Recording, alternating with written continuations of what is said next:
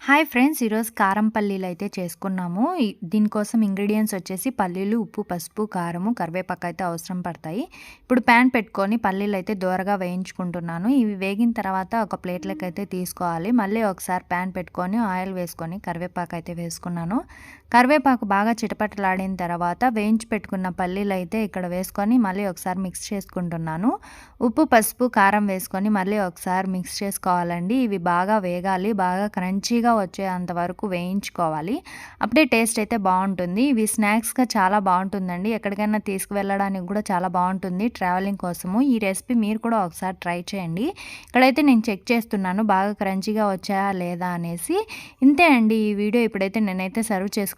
చాలా సింపుల్‌గా అయిపోతుంది. మా ఆయన ఇక్కడైతే రివ్యూ ఇస్తున్నాడు తినేసి బాగున్నాయి అని చెప్పేసి. మీరు కూడా ఈ రెసిపీని ఒకసారి ట్రై చేసి చూడండి. చాలా బాగుంటుంది. ఈ వీడియో నచ్చినట్లయితే సబ్స్క్రైబ్ చేసుకోండి.